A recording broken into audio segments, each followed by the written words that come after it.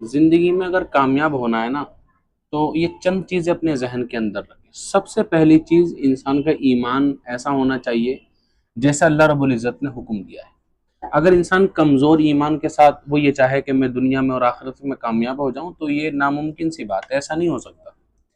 आप ईमान कमजोर रख रहे हैं, उसके बाद जो है ताकत भरपूर चाह रहे हैं, तो ऐसा नहीं हो सकता ना। ईमान अल्लाह रब्बुल इज्जत पर मुकम्मल होना चाहिए।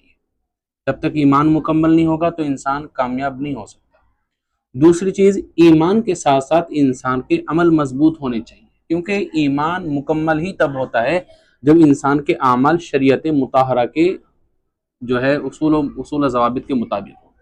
ऐसा नहीं है कि इंसान ईमान का तो दावा करे कि मैं मोमिन हूँ, अल्लाह के रसूल सल्लल्लाहु ताला अलैहि वसल्लम का सच्चा और पक्का गुलाम हूँ। जैसा कि अभी चंद दिनों पहले और अभी भी चल रहा है, अल्लाह मोहम्मद सल्लल्लाहु अलैहि वसल्लम के ताल्लुक से लोग जो है जुलूस लेकर के निकल रहे हैं और पोस्टर और बैनर लेकर के निकल रहे हैं, अपने घरों पर, अपनी दुकानों पर, अपने रास्तों पर जो है अल्लाह मोहम्मद सल्लल्लाहु अलैहि वसल्लम के बैनर लगा रहे हैं। लेकिन अगर हकीकत देखा जाए तो ये ईमान मुकम्मल नहीं हो रहा है। इससे ईमान मुकम्मल होने के लिए आमाल का बेहतर होना और शरीयत मुताहरा के उसूल और ज़वाबित के मुताबिक होना ये ज़रूरी है। और वो कैसे होगा और वो कब होगा?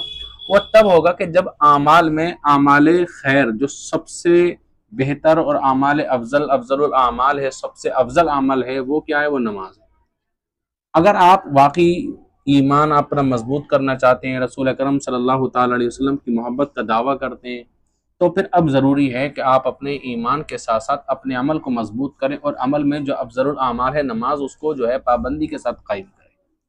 और पाबंदी के साथ भी कायम करना लाजिम है। ऐसा नहीं कि आपने जो है भाई मुझे वक्त मिला था 2 वक्त की, तो मैंने 2 वक्त की पढ़ ली, 4 का वक्त मिला था तो 4 वक्त की पढ़ ली। अब अगर अल्लाह रब्बुल इज़्ज़त ऐसा करे जी, तो मैं 1 वक्त का खाना दे दे और 2 वक्त का खाना ना दे, तो बताएं कैसे काम चल जाएगा? मतलब हमें चाहिए तो पूरा, लेकिन हम इबादत अधूरी करेंगे।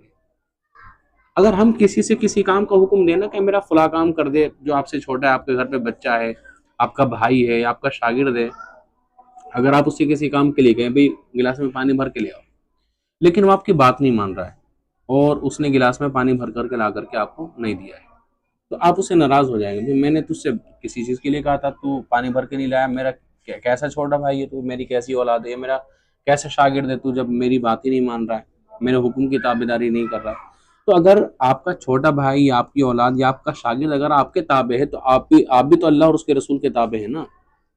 अगर आपकी कोई बात ना माने तो आप बुरा मान जाते हैं, और आप जो अल्लाह और उसके रसूल के हुक्म की तामील नहीं कर रहे हैं, अल्लाह उसके रसूल की बात नहीं मान रहे हैं, तो और अगर अल्लाह और उसके रसूल अगर नाराज हो गए, तो मैं ये नहीं कह रहा हूँ कि अगर वो बात नहीं मानेंगे तो वो अच्छा करेंगे, वो उसका खुद भुगतान करेंगे। अगर आपका भाई है, आपकी औलाद है, आपका शागिर्द है, अगर वो आपकी बात नहीं मान रहा है तो उसका भुगतान खुद करेगा, उसकी सजा उसको खुद मिलेगी।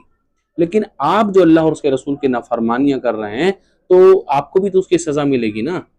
अगर चाहते हैं कि अल्लाह और उसके रसूल जो है आप उसकी नाफरमानी की सजाएं ना दें, आपसे नाराज ना हो, तो अमल को मजबूत बनाए। ये हो गई 2 चीज़ें, एक तो इंसान का ईमान, और ईमान जो मुकम्मल होता है वो अमल से होता है। 2 चीज़ हो गई। तीसरी चीज़ है, इंसान सब्र का दामन से वाबस्ता रहे।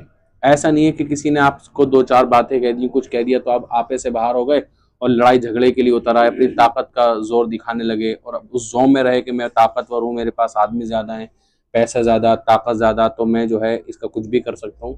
नहीं, अगर किसी ने आपसे कुछ कहा, और असल सब्र ही वो है कि अगर किसी कमज़ोर शख्स ने अगर आपको कुछ कहा और आप ताकत होने के बावजूद उससे बदला न लें, उससे मुआवजा न लें, तो असल सब्र वही है।